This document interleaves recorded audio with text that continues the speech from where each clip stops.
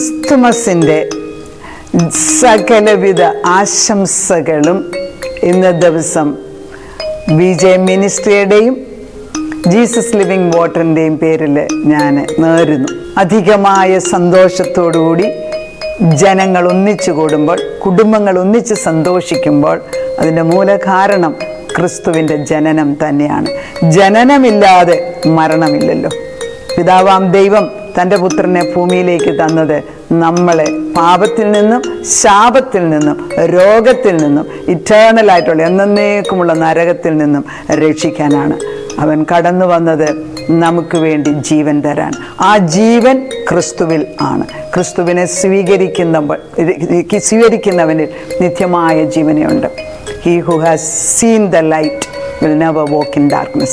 യേശുവിനെ കണ്ടവൻ ഒരിക്കലും ഇരുട്ടിൽ താമസിക്കത്തില്ല. കടന്നുവാ.